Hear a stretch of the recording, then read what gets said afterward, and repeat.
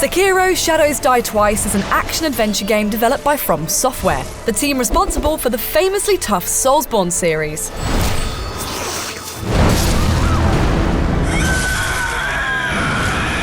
However, Sekiro is set to take an exciting departure from the previous formula. Here are 4 ways Sekiro differs from the Soul series and 4 things they have in common.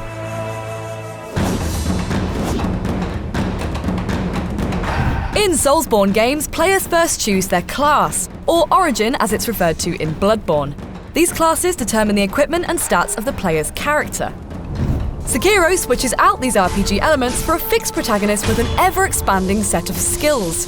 The character, Sekiro, is a katana-wielding shinobi with a prosthetic arm that can be upgraded as the game progresses, paving way for new abilities and skills rather than interchangeable weapons and equipment.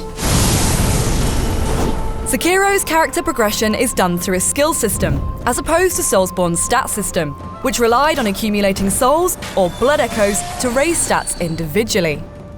Now, players are awarded skill points for defeating enemies and bringing down bosses. Points can be attributed to multiple skill trees, 3 of which are Shinobi, Prosthetic, and Ashina. Each skill tree contains 3 types of skills: combat arts, which are offensive techniques to damage enemies; Shinobi martial arts, which offer ways to counter or evade your opponent in combat; and latent skills, which have an everlasting effect outside of battle, such as boosting the power of healing items.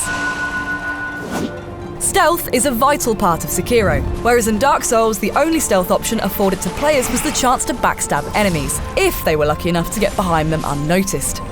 As a ninja, it's only fitting players can crouch in long grass to remain hidden from passing enemies, or hang from ledges, hug walls, and sneak up on unsuspecting targets before delivering the killer blow.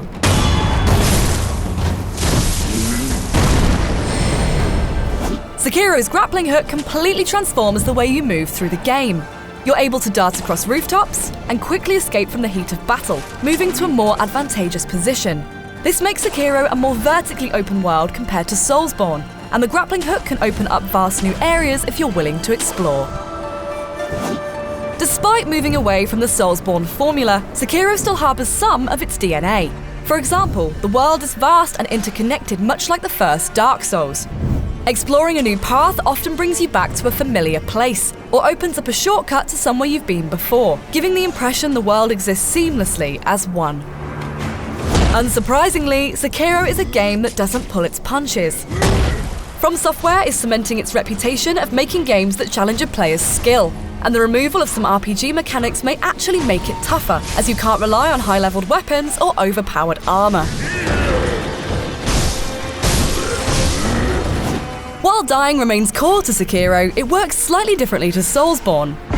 Rather than being sent back to the last checkpoint, Sekiro can choose to resurrect immediately after he is slain, and resume the battle from where he left off. This ability proves invaluable against the tougher bosses, and can often help when you need to deliver that final blow. You get 2 charges of this ability. One full charge is automatically granted from respawning or resting at checkpoints, and the other can be charged up manually by killing enemies over time. However, if you use up one resurrection ability, the second one becomes locked to prevent you from overusing it, and you'll have to work to unlock it by defeating more enemies. If you die again without a full charge, you'll be sent back to the last Sculptor's Idol, the Sekiro equivalent of Souls' bonfires. Upon death, players' money and experience points are halved permanently. This can only be avoided with unseen aid, where the gods take pity on the player and let them keep their XP after they die. It's not guaranteed though. The odds of this happening start at 30%, but are influenced by key events and items you discover. However, like in Dark Souls 2, where a player's max HP reduced after each respawn, Sekiro has consequences for players who die and resurrect too often, by unleashing a deadly disease known as Dragon Rot. This stops infected allies such as traders from interacting with Sekiro, and significantly reduces your chances of getting unseen aid.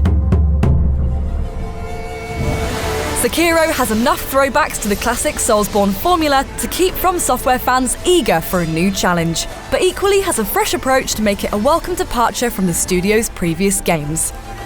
For more on Sekiro, Check out 8 things you need to know here on IGN.